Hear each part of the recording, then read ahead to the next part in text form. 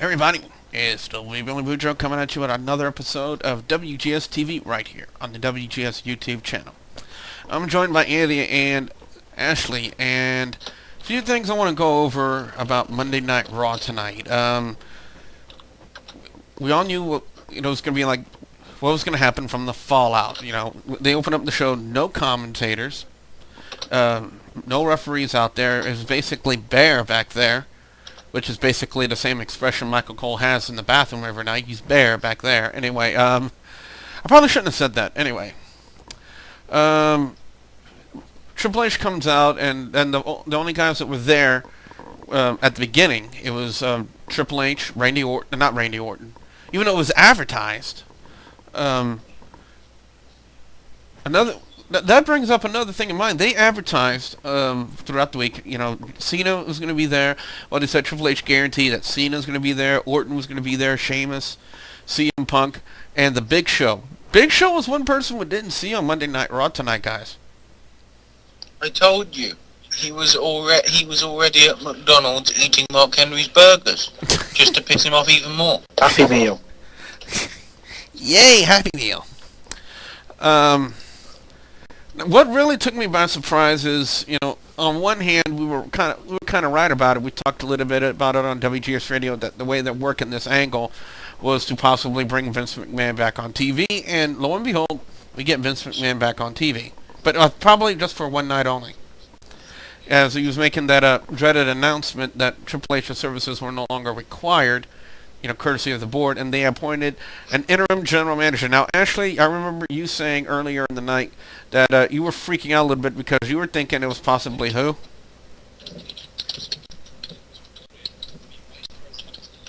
Ashley. Hey, now, we were just talking about the appointment of the interim general manager, and I remember you saying earlier in the night you were freaking out because you thought it was possibly who? Oh, Foley. Well, it could have been anybody. Austin, Foley. I thought it would have been Austin myself when he said, I don't like this choice for interim general manager any more than you do. Even Shawn Michaels, because you're in the Texas area.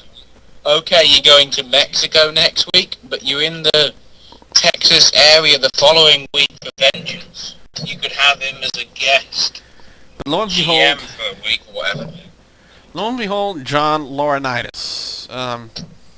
Thoughts about that? Was this kind of predictable? Because I kind of think it was. Yeah, was to me. It had got to be him, or he was going to be the general manager. It was either going to be one or the other for me. Well, as soon as they said, but before that, we need to have an interim general manager. It was like, oh, hello, John. Yeah. So that's that. Another thing I want to address is a thing that happened: the firing of Jim Ross. And I'm disagreeing with it, not just the fact that I'm a huge Jim Ross fan, and whenever I do commentary, I try to pattern myself a little bit like Jim Ross. Not a lot, but a little bit. Here's the commentary formula that was actually working at the time for Monday Night Raw. You had Jerry Lawler, which was your color guy. Booker T was trying to fill in the past 2 weeks, and as much as I look like Booker T, he kind of failed at that. He even gets an F- because I think the first week on Monday Night Raw, after the incident with Jerry Lawler and Mark Henry, he actually busted out Shucky Ducky Quack Quack in one segment, if I do remember that correctly. But Jerry Lawler was your color guy. You had Michael Cole as your heel commentator, and you had Jim Ross as your, either your face or your neutral play-by-play guy. And believe it or not, I believe that was a formula that was actually working for the WWE, working for Monday Night Raw, because they were kind of starting to gel as a commentary team, and now they take Jim Ross out of it, and I 100% disagree with that move. I know there's probably more to it than what we're thinking about, storyline-wise. It could be possibly that Jim Ross is tired and he can't do it anymore, because speaking from experience, guys, it's really difficult to do commentary. Really is. Um, so I kind of get where they're going, but I also kind of get what pay-per-view was it that Michael Cole lost his voice? Wasn't it Night of Champions? During the main event with CM Punk and Triple H? Yeah, I think it was, yeah. Yeah, and I kind of I kind of felt for Michael Cole too, because I too have once suffered that. Now it never happened during the show, but it happened after the show where I could barely talk. Let's just say this: after the show, I was talking like John Laurinaitis, and that wasn't a good thing at all. Nobody wants to sound like John Laurinaitis. I don't think John Laurinaitis wants to sound like John Laurinaitis. If you kind of get he got himself that way with probably all the cigarettes he smoked. Probably, yeah, throat cancer and stuff like that. All the cocks he sucked. That as well. But you guys' thoughts on the removal of JR? Because I think I'm giving that a thumbs down. I don't think that was a good move. Yeah, go on, Ash. It makes sense. In all honesty, if you want to get your guy over as a heel GM, why not get rid of like one of the voices of WWE? But the clever thing, the really smart thing as well, JR has tweeted since the show's finished saying, you know, I may not have left with my job, but I've still left with my dignity. Yeah. That says it all. I'm not happy that JR's gone, but I think he was only probably brought in for a bit of a storyline, and like you say, he's probably finding it difficult commentary, and I don't know if he's still got over all the illnesses that he's got. So he probably came in, helped them as best he could, and he's done his time, and it's time for move on, I think.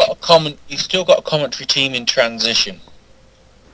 I think Cole, the way he's being so over the top, though, I still don't think he's worked that out fully yet, in all honesty. He needs to tone that down, because you don't need to be that loud and everything in order to be a heel commentator. Lawler did it subtly back in the day. He didn't do it blatantly as Cole is doing. If he does that, I swear Cole will go down in the books alongside people like Monsoon and Soli and Ross as, you know, some of the great commentators. But if he keeps doing it the way he is...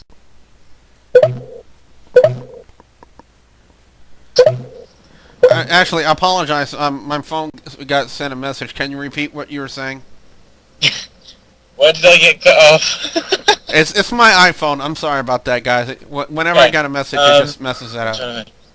While Cole is where he is at the minute, he will go down in the record books as one of the great commentators alongside Soli, Ross, you know, Monsoon and all that. As long as he manages to tone down this overly heel thing that he's doing. Yeah. If he just tones that down and does it, you know, subtly, like, as I say, Lawler did back in the day with Jim Ross and Vince McMahon and all that, I think Cole will be, you know, Cole will work and will stay there for God knows how many years. But if he doesn't, it's going to mean more and more people are less interested in his commentary and more interested in bringing Jim Ross back, which isn't the right thing that people, you know, with full respect to Ross, but we've got to find a successor to him soon or else wrestling is going to suffer. And honestly, I think at the minute, due to his experience in the business so far, Cole is by far choice number one. Last two things I want to talk about. First, the predictable, and I really do mean it, return of Miz and R-Truth. Now, for one, if any of you guys out there watching this video thought the firing of Miz and R-Truth was legit, what the hell's wrong with you? And especially when in the adverts that appeared during NCIS before it even had the Miz pointing to the Raw logo saying, look, it's coming up next. Yeah. Slight clue they were coming back. Now, it kind of messed up the Del Rio Punk match. Now, one-on-one, I thought the Del Rio Punk match was going to be really good, considering how well the main event match went at Hell in a Cell. I really wanted to see where these two were going to go, with Del Rio being WWE champion and CM Punk. Of course, it was going to be non-title, but I really thought that the match was doing okay, but I really didn't see the point. Well, of course, to bring Miz and R-Truth back, they needed to interrupt the match, but to insert him into put Del Rio and Punk in a tag against Miz and R-Truth, it kind of went to crap, in my opinion. I really didn't see the point of it. I'm sure, to draw heat for Miz and R-Truth, but to be really honest, they're really two of the top heels, or could be considered two of the top heels in the WWE at the moment, considering everything they've done, just being, the old phrase, guilty by association. They're associating with John Laurinaitis, and that's giving him even a more additional heat than that, so... They're getting heel like that, but there are some heels which I don't like. But those heels in the Miz and R-Truth, I am really a huge fan of. Because at first, I absolutely hated the R-Truth character when he went heel. Yeah. Possibly because of the cigarette and the weird beating the crap out with a water bottle thing. Yeah. But as soon as he turned it into the conspiracy theorying, and I think when it turned is when he dressed up in the old military uniform. Yeah, the Confederate uniform. The Confederate uniform, yes. That's when it turned into, actually, this is starting to get quite funny. And they were thinking of all different kind of clever things. I mean, even bringing in Jimmy Hart to pretend to be a little Jimmy. That was brilliant. Or the big Jimmy. Yeah. And with The Miz, the way his appeal has just come over has been brilliant. I mean, rightfully so, he's PWI's number one. You have to say that. Yeah. Because from where he was last year to this year, I'd say he's one of the hot prospects and the big talents in WWE, along with Orton, Cena, and Punk and all that. Now, during the tag match, Del Rio, I guess we can only consider, a typical heel thing, feigned an injury with his knee and left the match, leaving it 2-on-1, Miz, R-Truth taking on CM Punk. The match basically got thrown out when they were both double-teaming on Punk, and lo and behold, Triple H, the Game, comes back out and pretty much puts a whooping on Miz and R-Truth, and I called it. I kind of saw it coming. I didn't mean to call it to the guys in the Blog TV chat room. It wasn't a spoiler. Again, it was just assumption. I kind of made this statement. Anybody get the feeling at Vengeance we're going to see a tag match? It's going to be CM Punk and Triple H taking on Miz and R-Truth, and lo and behold, about 1 minute later, we see John Laurinaitis saying, "I'm going to go to the board of directors and we can force Triple H to team up with CM Punk to take on Miz and R-Truth." I hate it. Guys, I absolutely hate it when I call stuff exactly the way I thought it was going to happen. I really hate it. I really hate it when I do that. Well, they did the same thing with when CM Punk had the problem with John Cena and we had the belt versus belt scenario. They befriended them pair off and they became chums and were a tag team. And then you get CM Punk and Triple H at each other's throats. And now they are becoming bosom buddies. It seems to be getting really predictable now. Alright, so I really don't know what to say about tonight's Monday Night Raw. Last week was really awesome, and I'm not just saying that because I was there. But the walkout thing, the whole angle they worked it, I kind of think the way that walkout worked, they kind of played it to perfection. I may have, when I go on WGS Radio Wednesday night, I may have to rescind my statement saying that the walkout angle is crap on Monday Night Raw, because now I'm pretty much starting to see the way the I'm going to get Everybody a beating else for this. Anyway, last thing I want to address was the announcement made for Vengeance. For the WWE title, it's going to be Alberto Del Rio defending against John Cena. Now, everybody knows my thoughts about John Cena. He's WWE's poster boy. They have a lot of stock in him, and I really foresee the title changing hands at Vengeance just from hearing the fact that it's going to be Del Rio and John Cena. And actually, I know you said it earlier tonight. Vengeance is going to be crap just based on the fact that it's Del Rio and John Cena for the WWE title. I heard a rumor that it was going to be Del Rio and CM Punk, which I think could have worked. Yeah, that's the same rumor I heard. I don't want to see Del Rio and Cena again. And to be honest, I would seriously doubt there being a title change, Billy. I don't see. Because think about it. Let's go back to Money in the Bank. Money in the Bank, title change to CM Punk. Then after that, title change to Rey Mysterio. After that, the same night, title change to John Cena. Then CM Punk came back and said he was a true champion. So then we found out who the definitive champion was at SummerSlam, which was CM Punk. That same night, Del Rio cashed in his briefcase and he became champion. The next pay-per-view that came round was Night of Champions, where John Cena beat Del Rio. 2 weeks later, another pay-per-view, Hell in a Cell. What happens? Del Rio pins Punk to win the title. There is no point in having the title change hands again for the umpteenth time. It's kind of got like a WCW feeling to it, you know what I mean? Yes. Them changing the title all the time.